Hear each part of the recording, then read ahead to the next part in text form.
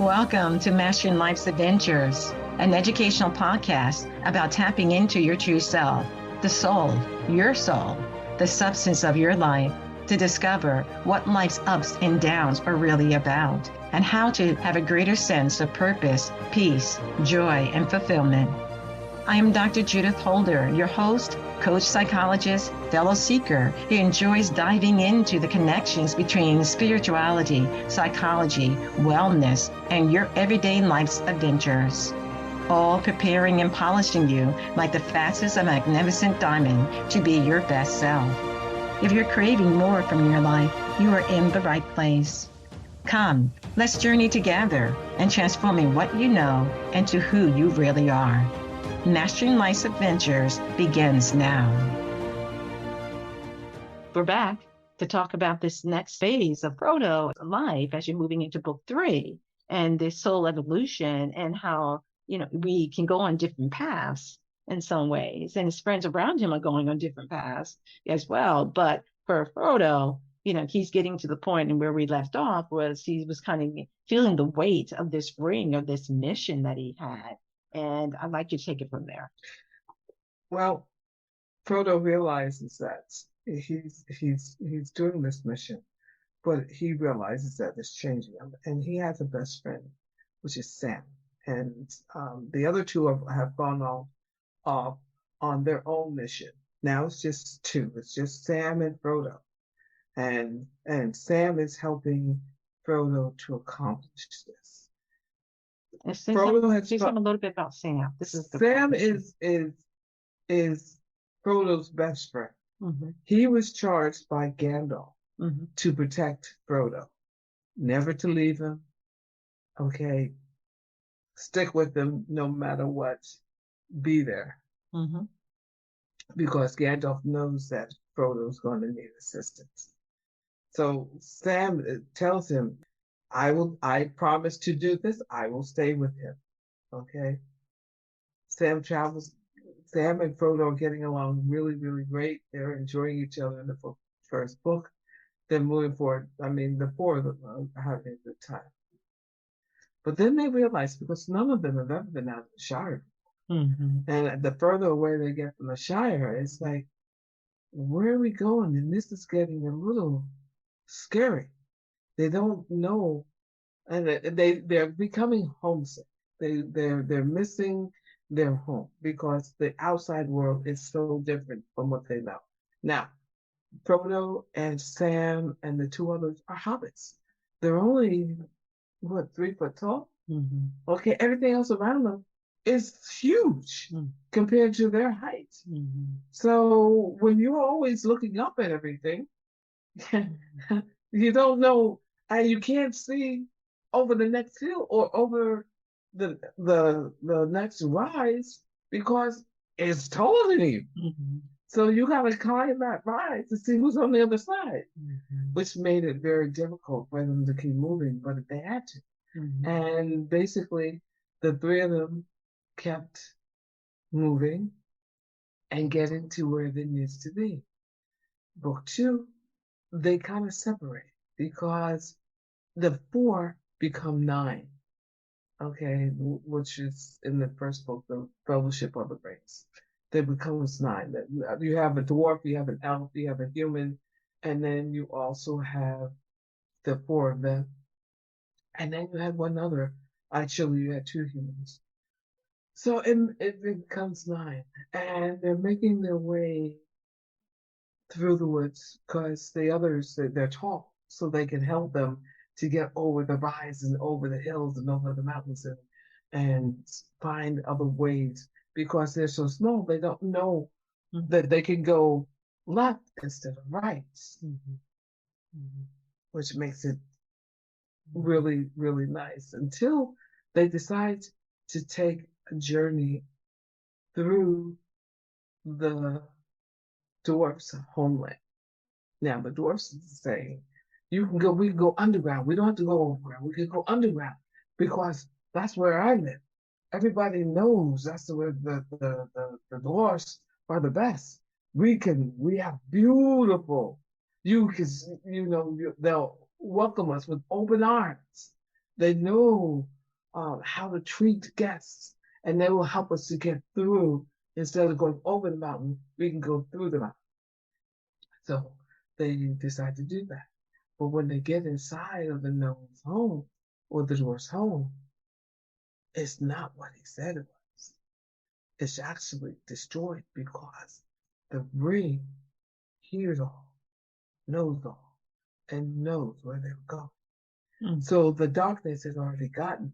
Mm-hmm. So you have the darkness that, so now they have to still, they can't go back. They got to go forward. So they have to go through the dwarves' territory to get to the other side, which it makes it very, very rough. And there's a demon in there that they didn't know about. So they're trying to hurry as quickly as possible. And again, it's like, we got to be quiet. We got to be quiet. We can't wake anything up. We got to be quiet. But again, the human side, which is one who likes to heal a lot, is curious. So he goes around looking at everything. Nobody's touching anything except for the human. I mean, he's a hobbit, but he represents the human side. Or when you were talking about the physical before? No, physical. Sorry. Yes, physical side. And he's curious. So he sees a sword that is attached to a hand that he wants to look and become more aware of. Now, the thing is, you don't touch anything. But he doesn't listen when he touches. So when he touches something, it falls down the well, clanking, making a lot of noise, and wakes up a demon. So now they have to get through the other side very quickly. How do we do this? How do we get there? Because now you have the orcs that are after them. And they're running, and the place is crumbling as they're moving through. What I'm trying to say is this is where the soul, I feel, is part of the dark night of the soul, in the sense that it's trying to get through that darkness and cutting through. And Gandalf with his staff is their light. And they get to a point whereas the demon now shows up, comes up out of the ground, and everybody looks at it because it's taller than they are. It's like, oh my gosh, what the heck, and how do we get around this thing? Gandalf and his staff says, run as fast as you can. To the demon, he says, thus far, you shall not pass. Talking to the demon. Mm-hmm. You shall not pass. And he throws his staff down and stops the demon in his tracks. But it also cracks where he stands. So Frodo is now seeing his mentor or his shield fall. Shield, in terms of his guardian. His guardian, yes, his guardian angel fall. Mm-hmm. Frodo doesn't know what to do. What do I do? Where do I go? How do I do this? Gandalf is the one who's telling me how to do this. Now Frodo has to rely on himself how to do this. So that reminds me, when you're talking about that, it's bringing up the notion that at some point in time, based upon decisions that people are making around you, impacts you. But also in terms of that friend touching the sword or whatever and making the clanking noise, but also obedience, to what is being requested of you to be able to do. And that we all have things that we know we're more obedient about and other things that we may be less obedient about. And we have to have that soul attunement to have a sense of that. But also you're talking about that sometimes even those that are spiritually or physically helping us, we have to do it on our own for a period of time until another door opens up to bring them back or bring someone else back into our lives to continue to support us as we're moving on our spiritual path. So basically, That's book 1 and book 2. Book 3, Frodo. Yeah, but you were talking about what happened to Frodo. So Frodo got Frodo it Gandalf falls, falls. and then The Frodo. other the others pick Frodo up. The human, which is also a protector, picks Frodo up and visibly kind of runs with him and helps him to get out and through to the other side. Okay, so it's like the passing of baton in some ways. For Yeah, Gandalf, what happened unexpectedly happened to him. Then there was someone else, which is the human, which are two, showed up yeah, and to help him to move into this unknown world that he has to navigate through yes. to kind of move to the other side. And to keep him moving, because now at this point Frodo wants to give up. And he says, "You can't give up. We got to keep going. Yeah, okay. We can't stay here. We can't sit here. I know you're grieving, but you got to get up. We got to move." Mhm. And he gets him up and he gets him going. Okay, and by doing that, but then he also loses the human because the human has to now fight the orcs because the orcs are now aware and they're coming after them. So Frodo decides he can't rely on anyone else. He has to do this on his own. So he pushes off and he starts off on his own. Where's And Sam? Sam is on the shoreline and Frodo's in the boat. And Sam says, Frodo, no, you can't leave me. I promised Gandalf I would not leave you. Don't make me break my promise. Now, Sam is walking in the water. Sam can't swim. Oh, Okay, but he's going after Frodo and saying, "I'm coming. Don't leave me. I'm coming." To the point where Frodo literally has to duck and pull him out of the water because Sam was not staying on the shore. so that shows you the fervor when a person makes a commitment, and that there's individuals that may be within our lives. And think about it for yourselves, those listening now, of those people who have made a commitment to support and help us in the best way that we can as we're trying to move forward with whatever our mission is, moving because they really want to help. And who are those people in our lives that have been consistently there for us that we really need to give praise and appreciation to? Because that's part of their mission in some ways. Sam's mission was making sure he was supportive character or playing a supporting role in his mission in terms of Frodo, Yes, right? yes. So then they got on the boat. So they got to put Sam on the boat. Yeah, so they're on to the other side, and they're off to get this ring back to where it was forged, and that's the end of book 2. Book 3 basically is Sam trying to make sure that Frodo has the energy and the strength to keep moving, but you could see Frodo slowing down, slowing down, slowing down, and when he gets to the mountain. Gets to it, the mountain, you The said? mountain where the forged the ring. Frodo says, I can't do it. I can't because they have to climb. They have to climb a long way. And they're, like I said, they're very tiny. They're very small. Hobbits. And it's like, I'm so tired. I can't do this. I can't do this. And Sam says, I can't carry the ring, but I can carry you. And he picks Frodo up and carries him up the mountain. Okay. So that's how Frodo gets to the point of carrying or getting assistance to achieve that goal. But then when he gets there, he's up the mountain. He's up the mountain. He's over the volcano. He pulls the ring out of his pocket. And so Sam is behind him. And all Frodo had to do was drop the ring. And Sam was saying, Frodo, just drop it. Just drop it. Just drop it. And then that's when Frodo makes the decision. No, it's mine. It's my precious. I want to keep it. Okay?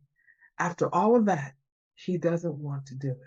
So when he gets more fatigued, tired, it ends up that it takes more and more over him because he can't defend himself, which sometimes is the issue around the soul too. It gets tired and we have to protect our soul.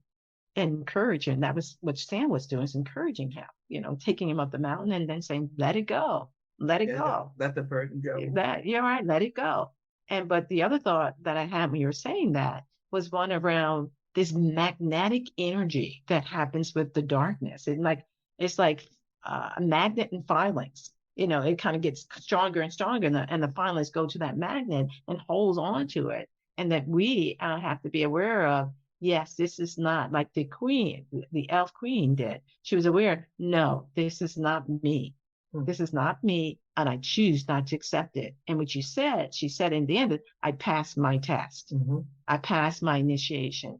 And we all have initiations and tests that are given to us on a daily, weekly, monthly, yearly, decade basis that are happening to us. And they're always asking us, all right, pass the test. We will give you more light if you're passing that test. And that's what the soul is. And the soul wants to get back to the source of its mighty I am presence, or the Atman, or whatever you want to call that source.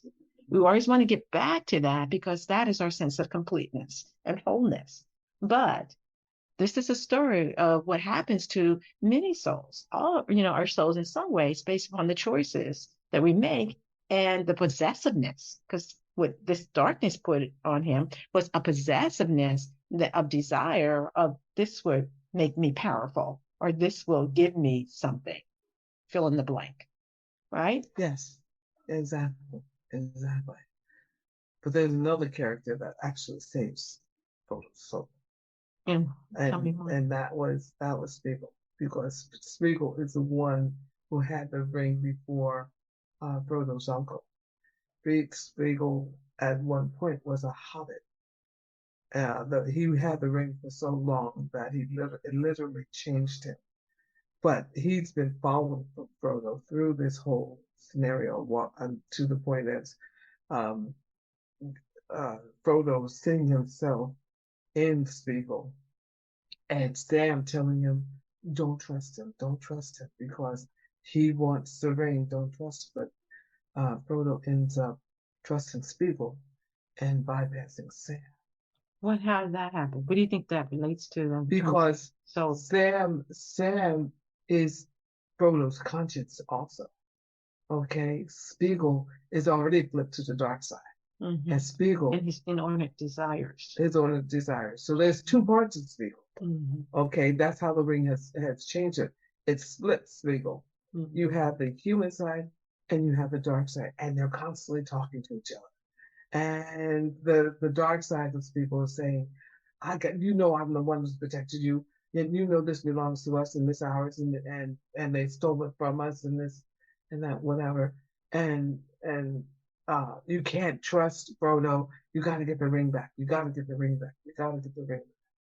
And Spiegel was doing everything that he can to get the ring back, but Frodo doesn't give it up. So until Frodo gets to the edge of the mountain where he's supposed to drop it in, and he's holding it out, that's when Spiegel jumps on him and literally bites his finger off to take the ring off. But Spiegel, along with the ring, ends up in the volcano. So that darkness, Spiegel is gone, but the darkness of the ring is gone. Now Frodo is released, but Frodo's exhausted. Okay, his soul has been, he's depleted. He's really depleted. And here come the eagles that take, which I see them as angels, that pick up both Frodo, because when they drop the ring in, everything starts to blow up around them, and they think they're going to die. And I think the eagles come and pick them up in their talons, because they're so tiny. And I see them as angels that are carrying them back through all the mayhem, back to the other side. But it comes to the end of the third book, is that now the elves must sleep. They're passing the torch on to the humans. And why the elf have to leave? Because it's their time. The Middle Earth is changing, and it's their time. They only stay for a certain amount of time, and they're changing. So as they're leaving, they look at at Frodo, and Frodo's looking at his friends, and they're saying, you know, what's going on? Frodo says, I must leave. I can't stay. Because basically his soul is so depleted that he has to go to the elves to rejuvenate. And the elves are the ones who help to rejuvenate. And then he basically, he needs to be re-energized. His soul needs to be re-energized because that ring took out almost all the goodness out.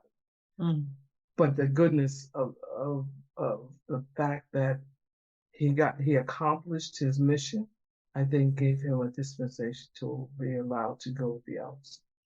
Yeah, that's really powerful. Because we give it our all. And in the process of giving our all, it may affect us in terms of our soul development. And we may feel like, we're almost done. We're spent, so to speak.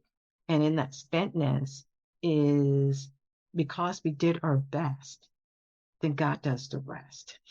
Yes, exactly. And God did the rest by having these eagles, which are guardians, or what was the word you used? Angels. To be able to take them and then move them into a healing phase, because the soul can be rejuvenated because it did its best and fulfilled its mission. So it has that capacity now to rejuvenate itself, and God gives that grace, to the soul to continue to evolve and grow.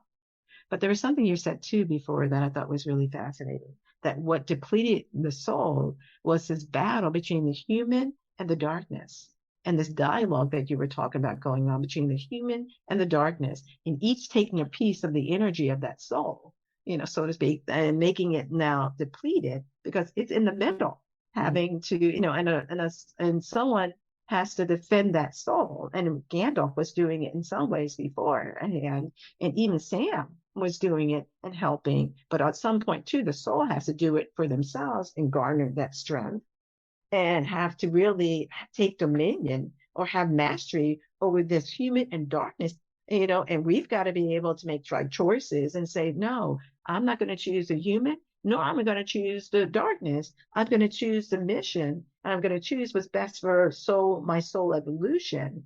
And even if that depletes me, we don't realize God's right has our back. And having our back, we have now, because we completed that mission, the next level that we weren't even aware of. It's like the trampoline I was talking about in one of the episodes. We have the trampoline and we're bouncing, and we realize we go to the upper level and we realize there's something else that God wants for us. Or it's like being the cork in water, that we have to just float because we just don't have any more energy. But then, we have this next stage in which God is there to help us to take the cork, put it to the shore, and then help it to move forward with the angels or other individuals that heal, support, and guide us. That's really powerful. Yes. So is there any last words you want to say as we went in this episode? I would recommend this movie to those who have not seen it. And even if you have seen it, see it again, but see it with fresh eyes. Because Tolkien has a lot of keys and a lot of knowledge in that movie. Yes, it's kind of hard to watch sometimes, but if you look and listen and bypass the visual, you'll see what he has to say and how profound it is, and then how it's connected to the soul. Mm-hmm. And we only just talked about a little bit, we talked about about Frodo, but we didn't even talk about Sam and his great capacity to be that supporting. And we talked a little bit about in this segment, being that supporting element to us. And it's really, as you've been sharing it with me, because I've seen segments of this, and I thought it'd be great to have, to talk a little bit about soul evolutions. And I really thank you for coming on and, giving kind of your perspective about this as we're continuing to evolve and think about what this relates to our soul. And how do we have different situations in our life that are draining us or helping us or a kind of neutral, not doing either, draining or helping us. But we need to be more observant and more aware that every experience that comes our way is trying to teach us something. every experience that's coming our way is helping us to know that there's some choices that we have to make. And the beautiful thing about it all is that we can always improve. That we didn't do it right. No, we didn't feel like we did it right the first time or the second time or the third time, but we all have the fourth, fifth, and sixth time to continue to evolve and grow, because that's what we're on this planet to do. So thank you. We're in at this point in time. Take care. Thank you for joining me for this episode on Mastering Life's Adventures, being your best self through soul evolution. If you have enjoyed what you've heard today, I would be delighted if you would share this episode with others, leave a thumbs up, and subscribe to my Mastering Life's Adventures podcast. Look forward to your joining the next episode. Please leave any comments or suggestions you might have below. Bye for now.